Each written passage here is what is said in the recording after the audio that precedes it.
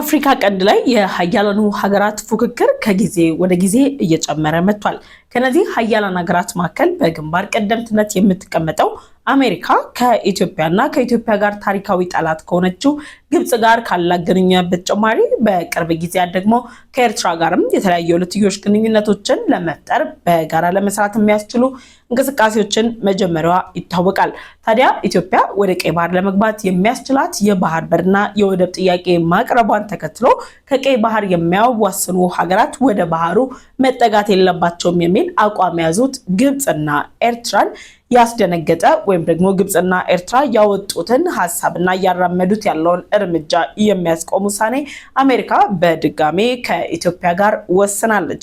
የአሜሪካ መንግስት ከኢትዮጵያ ጋር በቀይ ባህር ጨምሮ በሌሎች ቀጠናዊ ጉዳዮች ላይ በጋራ ለመስራት የሚያስችል መግባባትና አጋርነቱን በገለጸበት ወቅት ላይ ደግሞ በቀናት ልዩነት ውስጥ አዲስ አበባ ተገኝተው የነበሩት የሶማሊያው ፕሬዝዳንት ሐሰን ሼክ መሐመድ ከግብጽ ጋር አዲስ ስምምነት ፈርመዋል። ይህ ምቹ ሚዲያ ነው። እኔ ደግሞ ፍሬ ህይወት ዮሐንስ ነኝ።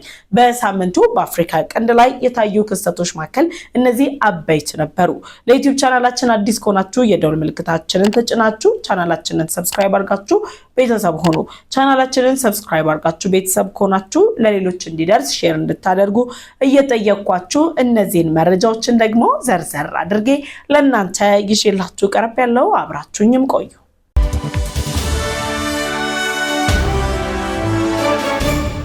በአፍሪካ ቀንድ ላይ ከሚገኙ ሀገራት ጋር የራሷን ብሔራዊ ጥቅም ለማስጠበቅ የምትንቀሳቀሰው አሜሪካ ከቀይ ባህር ጋር የሚዋሰኑት ኤርትራና ግብጽ ጋር የጀመረችው የሁለትዮሽ ግንኙነት ቱርክና እስራኤልም በቀጠናው ላይ ይበልጥ አቅማቸውን እንዲያጠናክሩም አድርጓቸዋል። ታዲያ የአሜሪካ መንግስት የቀይ ባህር መዳረሻ ያላት ኤርትራ 1300 ኪሎ ሜትሯን ጨምሮ ከ300 በላይ የሚሆኑ ደሴቶቿ ላይ የተለያዩ ስራዎችን ለመስራት በሚያስችል መልኩ ከኤርትራ ጋር ያላትን የዲፕሎማሲ ግንኙነት ለማደስ እየተንቀሳቀሰች መሆኑ እየተነገረ ባለበት በዚህ ወቅት ላይ በኢትዮጵያና በኤርትራ መካከል ያለው ውጥረት ይበልጡንም ተባብሷል። ታዲያ የኢትዮጵያ የቀይ ባህር ጥያቄ ለአፍሪካ ቀንድ ውጥረት መነሻ እንደሆነ የግብጽና የኤርትራ የሶማሊያ ፖለቲከኞችና ባለስልጣናት ቢገልጹም ኢትዮጵያ ያቀረበችው የቀይ ባህር የመግቢያ ጥያቄ ግን ዓለም አቀፍ ተቀባይነት እያገኘ መጥቷል። እነዚህ ሁሉ ውጥረቶች ባሉበት በዚህ ወቅት ላይ የየመኑ ሁቲ ቡድንን ጨምሮ የመካከለኛው ምስራቅ ጦርነትና በቀይ ባህር ቀጠና ላይ የሚንቀሳቀሱ የተለያዩ የሽብር ቡድኖች ለአሜሪካና ለቀሪው ዓለምም ስጋት ሆነዋል። እነዚህ ስጋት የሆኑ አካላትን ለማስወገድ ደግሞ አሜሪካ ከዚህ ቀደም በይፋ እንደገለጸችው በድጋሚ ኢትዮጵያን ስትራቴጂካዊ አጋሯ መሆኗን አረጋግጣለች። ይህ እውነትም የተረጋገጠበት አጋጣሚ እዚሁ አዲስ አበባ ከተማ ላይ ነው። የተለያዩ የዲፕሎማቲክ እንዲሁም ደግሞ ፖለቲካዊና ኢኮኖሚያዊ ሁነቶችን የምታስተናግደው አዲስ አበባ በዚህ ሳምንት የፓርላማና ምክር ቤት ውይይቶችን ከአሜሪካ አምባሳደር ኤርቪን ማሲንጋና ሌሎች ባለስልጣናት ጋር አካሂዳለች። በአዲስ አበባ ከተማ በተካሄደው በዚህ ውይይት ላይ ታዲያ ኢትዮጵያ አሜሪካ ለቀይ ባህር ስትራቴጂካዊ አጋሯ መሆኗን በአምባሳደሯ በኩልም ገልጻለች። በኢትዮጵያና በአሜሪካ መካከል እያደገ የመጣው የሁለትዮሽ ግንኙነትና አሜሪካ የኢትዮጵያን የቀይ ባህር ጥያቄ ከመደገፍ ባለፈ በቀይ ባህር ላይ ለሚደረጉ የተለያዩ የሽብር እንቅስቃሴዎችና ቀጠናውን ወደ ውከት የሚከቱ የሽብር ጥቃቶችን ለመከላከል ኢትዮጵያን ሁነኛ አጋሯ አድርጋ እንደምትጠቀም በ2026 የአሜሪካ የፖሊሲ ስትራቴጂ እቅድ ውስጥ ጭምር ሲገለጽ ቆይቷል።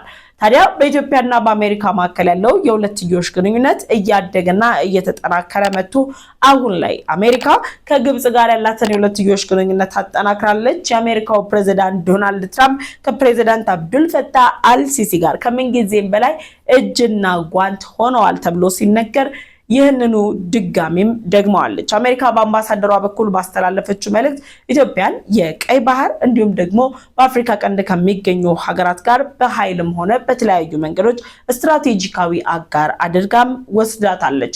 ታዲያ ብዙዎች የግብፁ ፕሬዝዳንት አብዱል ፈታህ አልሲሲ ከዶናልድ ትራምፕ ጋር ሊጣመሩ ይችላሉ የሚለውን ሐሳባቸውን ለምን አንጸባረቁ ካልን ኢትዮጵያ ያልተሳተፈችበት የጂ7 መድረክ ዋነኛ ማሳያ አድርገው የሚጠቀሙታል። በጂ7 በ7 መድረክ ላይ የግብፁ ፕሬዝዳንት አብዱል ፈታህ አልሲሲ ከአሜሪካው ፕሬዝዳንት ዶናልድ ትራምፕ ጋር በሁለትዮሽ ግንኙነታቸው በተለይም ደግሞ ከኢትዮጵያ ጋር የረጅም ጊዜ ክርክር የሆነው የህዳሴ ግድብና የአባይ ውሃን በተመለከተ ባደረጉት ምክክር ላይ ግብፅ የተሻለ ተጽዕኖን ፈጥራለች፣ ኢትዮጵያ ደግሞ በዓለም አቀፍ ደረጃ በዲፕሎማሲያዊ ዘርፍ ላይ አንገቷን ደፍታለች የሚሉ ሀገር በቀል የሆኑና በተለያዩ የዓለማችን ክፍሎች የተሰራጩ የኢትዮጵያን ፖለቲካ እናቀላቸዋለን የሚለው አላዋቂዎች ጭምር ሲተነትኑትና ሲያብራሩት ቢቆዩም አሜሪካ በጂ7 መድረክ ላይ ካገኘቻት ግብፅ ይልቅ በቀይ ባህር ዳርቻ ላይ ስትራቴጂካዊ አጋሬ ኢትዮጵያ ነች በማለት በድጋሚ አረጋግጣለች።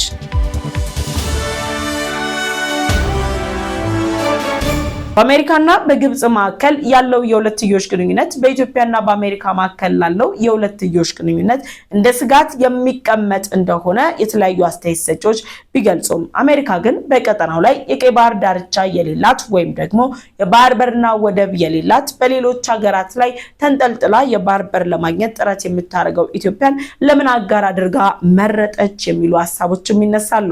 ኢትዮጵያ ከሽብር ጋር ተያይዞ በተደጋጋሚ በዓለም አቀፍ ደረጃ ስማቸው ከሚጠቀሱ ሀገራት መካከል አትጠቀስም።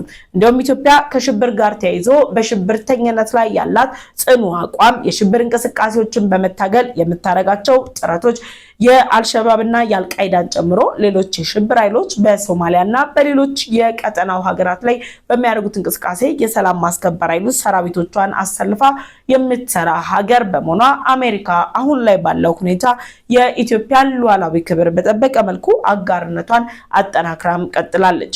በተቃራኒው የግብፅን ሁኔታ ከተመለከተን ግብፅ ከእስራኤል ጋር ያለችበት የሲና በረሃ ውጥረት፣ በፍልስጤምና በእስራኤል መካከል ያለው አለመግባባት አሁን ላይም ግብፅ በአረቡ አገራት ወይም ደግሞ በአረብ ሊግ ህብረት ውስጥ የተለያዩ አጀንዳዎችን በማሳት በቀጠናው ላይ ልትፈጠር የምታስበው ሁከት አሜሪካ በትምምን የምትቀመጥበት ሳይሆን በተለያዩ ጉዳዮች በሰጥቶ መቀበል መርህ አማካኝነት ከግብፅ ጋር ያለውን የሁለትዮሽ ግንኙነት እንድታጠናክር የሚያስገድዳትም ያደርጋታል። ታዲያ ኤርትራና ግብፅ የኢትዮጵያን የቀይ ባህር ጥያቄ በመቃወም የአሜሪካ መንግስት እያደረገ ያላቸውን እንቅስቃሴ በመደገፍ ለአሜሪካ መንግስት ታዛዦች ነን እያሉ ባሉበት በዚህ ወቅት ላይ የአሜሪካ መንግስት ኢትዮጵያን መምረጡ ያልተጠበቀም ውሳኔ ሆኗል። አሜሪካ ኢትዮጵያን የመረጠችበትን ምክንያቶችንም ተከትሎ የኢትዮጵያ የቀይ ባህር ጉዞና የቀይ ባህር ጥያቄ መረጋገጥ ግብፅ አሁን ላይ ስታደርግ ከነበረው የቀይ ባህር ትኩረት ፊቷን ወደ ህንድ ውቅያኖስ እንድታዞርም የሚያደርጋት እንደሆነም ይገለጻል። ኢትዮጵያ ወደ ቀይ ባህር ለመመለስ ከኤርትራ ጋር የገባችበትን ውጥረት ተከትሎ ግብፅ ኤርትራ ለኢትዮጵያ የትኛውንም አይነት ወደቦቿን እንዳትሰጥና የባህር በር አልባ ሆና ኢትዮጵያ እንድትቀጥል የተለያዩ ተጽዕኖችን ስታሳርፍም ቆይታለች። ታዲያ የተለያዩ ተጽዕኖችን ስታሳርፍ የነበረችው ግብፅ ከኤርትራ መንግስት ነይና አሰብ ወደብን ጨምሮ ሌሎች ወደቦችን አልሚ፣ ሳውዲ አረቢያም ይህንን ወደብ እንድታለማ በማለት ግብዣም ተጋብዘዋል። የኤርትራው ፕሬዝዳንት ኢሳያስ አፈወርቂ በኤርትራ የሚገኙ ከተሞችን የመጎብኘት ያህል እንኳን እድል ባልሰጡበት ሁኔታ በግብፁ ካይሮ ከተማ ላይ በተደጋጋሚ ተመላልሰውበታል። በካይሮ በሚያደርጓቸው ቆይታዎች ሁሉ ሚስጥራዊ አጀንዳ ተብሎ የሚነሱት የኢትዮጵያን የቀይ ባህር ጥያቄ ለአንዴና ለመጨረሻ ጊዜ ማዳፈን ነው። ታዲያ አሜሪካ ለኢትዮጵያ በቀይ ባህር ላይ እየሰጠች ያለችውን ድጋፍ ተከትሎ ግብፅ ከቀናት በፊት አዲስ አበባ ተገኝተው የነበሩት የሶማሊያው ፕሬዝዳንት ሐሰን ሼክ መሐመድ ጋር አዲስ ስምምነት ፈርማለች። የሶማሊያው ፕሬዝዳንት ሐሰን ሼክ መሐመድ ከግብፅ ጋር በደረሱበት ስምምነት አማካኝነት ግብፅ በህንድ ውቅያኖስ ላይ የሚገኙ የሶማሊያ ወደቦችን ለማልማት የጦር እንቅስቃሴዎችን ለማድረግ የተለያዩ የመሰረተ ልማት ስራዎችን ለመስራት የሚያስችል የመግባቢያ ስምምነት ከወደብ ልማት ሚኒስትሮች ጋር ተፈርሟል። በግብፅና በሶማሊያ መካከል ያለው የሁለትዮሽ ግንኙነት ከዚህ ቀደም በአፍሪካ ቀንድ ላይ እንደ ስጋት የሚታይም እንደነበረም ይታወቃል። ታዲያ አሁን ላይ ሶማሊያ፣ ግብፅና ኤርትራ በአንድ አሰላለፍ የተቀመጡ ሀገራት ሲሆኑ ኢትዮጵያ ደግሞ እንደ አሜሪካ፣ እስራኤል፣ የተባበሩት አረብ ኤምሬት፣ ህንድና ግሪስን የመሳሰሉ ሀገራትን ከጎኗ በማሰለፍ ዓለም አቀፍ የሆነ ተቀባይነት አግኝታ የቀይ ባህር እንቅስቃሴዋን ቀጥላለች። የሶማሊያና የግብፅ የሁለትዮሽ ስምምነት ከሶማሌው ፕሬዝዳንት ሐሰን ሼክ መሐመድ ተለዋዋጭ ባህሪና በውሳኔ አለመጽናትም ጋር ተያይዞ ብዙዎች የማይታመንም እያሉት ይገኛሉ። የሶማሊያው ፕሬዝዳንት ሐሰን ሼክ መሐመድ ከወራት በፊት በሲኤንኤን አፍሪካ ላይ ተገኝተው ባደረጉት ቃለ መጠይቅ ለኢትዮጵያ ወደ ህንድ ውቅያኖስ የሚያስገባት የወደብ አማራጮችን ለመስጠት ኢትዮጵያ ደግሞ በምትኩ ለራስ ገዟ ሶማሊላንድ የሉዓላዊ ሀገርነት እውቅናን እንዳትሰጥ ለማድረግ የተለያዩ ጥረቶችን እንደሚያደርጉም ገልጸው ነበር። ታዲያው ላይ ኢትዮጵያ የበርበራ ወደብን በመጠቀም ወደ ቀይ ባህር ለመግባት የምታደርገው ጉዞ ተጠናክሮ መቀጠልና በጥቂት ጊዜያት ውስጥ የበርበራ ወደብን በእጇ የምታስገባበት ጊዜ መቃረቡን ተከትሎ ሶማሊያ ከዚህ በፊት ተፈራርማው የነበረው የአስመራው ስምምነት ወይም ደግሞ የአስመራው ጋብቻ ተብሎ የሚጠቀሰውን የኤርትራን የሶማሊያና የግብጽን ግንኙነት ለማደስ እንቅስቃሴ ጀምራለች። የሶማሊያው ፕሬዝዳንት ይህንን የሚያደርጉት ስልጣናቸው አደጋ ላይ መውደቁን ተከትሎ ነው። ከፈረንጆቹ ሜይ 15 2026 ጀምሮ የሶማሊያው ፕሬዝዳንት ሐሰን ሼክ መሐመድ በሶማሊያ ህጋዊ ፕሬዝዳንት ሳይሆኑ የምርጫ ጊዜያቸው ያበቃና የአገልግሎት ዘመናቸው የተጠናቀቀ ፕሬዝዳንትም ናቸው። በስልጣን ለመቀጠል አገሪቱን የከበባት የሽብር ኃይልን መከላከል ከዛም ባለፈ ውስጣዊ የሆነ የፖለቲካ ችግሮችን መፍታት አማራጭ ተደርጎ የሚቀመጥ ቢሆንም ሶማሊያ ግን ከግብጽ ጋር ያላትን የሁለትዮሽ ግንኙነት በማጠናከር ከኢትዮጵያ ጋር ያላት ግንኙነት ላይ ፊቷን ለማዞር እየሰራችም ትገኛለች። በጥቅሉ እነዚህ የሚያሳዩት በአፍሪካ ቀንድ ላይ ያለ ስትራቴጂካዊ ጂኦግራፊካል አቀማመጥ ያላቸው ሀገራት ኢትዮጵያ ላይ ባሻቸው ጊዜ ሲስማሙ ሲፈልጉም ስምምነታቸውን ያፈረሱ መሆናቸውን ነው። የነዚህ ሀገራት ስምምነት ማፍረስ የነዚህ ሀገራት የተናጠለና የጋራ ጉዞ ግን ኢትዮጵያ ከሀያላኑ ሀገራት ጋር ያላትን ግንኙነት አላቋረጠባትም። አሜሪካ በድጋሚ ለሁለተኛ ጊዜ ኢትዮጵያን በቀይ ባህር ላይ ስትራቴጂካዊ አጋሬ ናት፣ በጋራ ለመስራት ተስማምቻለሁ፣ ዝግጁ ነኝም ብላለች። ታዲያ የአሜሪካ ውሳኔ በግብጽና በኤርትራ ብቻ የሚቀር ብቻ ሳይሆን ከሽብርተኝነት፣ ከጦር መሳሪያ ዝውውር፣ ከተለያዩ አምባገነናዊ ስርዓቶችና ህገወጥ እርምጃዎች ጋር የሚያያዝ በመሆኑ በግብጽና በኤርትራ ለሚደገፈው የህወሓት ቡድን ጭምር ስጋትም ሆኖበታል። የአሜሪካና የኢትዮጵያ ግንኙነት፣ የግብጽና የሶማሊያ የሁለትዮሽ ስምምነት፣ ግብጽ በኢትዮጵያ ላይ ያሳየች ያለችው ሴራ መፈራረስ መጀመርን የተመለከተው መረጃችንን በዚሁ አበቃን። ይህ የምቹ ሚዲያ ነው። እኔ ደግሞ ፍሬ ህይወት ዮሐንስ ነበርኩኝ። ለዩቲዩብ ቻናላችን አዲስ ከሆናችሁ የደወል ምልክቷን ተጭናችሁ ቻናላችንን ሰብስክራይብ ማድረግ እንዳትረሱ። ቻናላችንን ሰብስክራይብ አድርጋችሁ ቤተሰብ ከሆናችሁ ላይክ እና ሼር በማድረግ ለወዳጅ ዘመዶቻችሁ እንድታጋሩም ጠይቃችኋለሁ። በቀጣይ በሌሎች መረጃዎች ተመልሰን እንመጣለን። እስከዛው ቸር ቆዩ።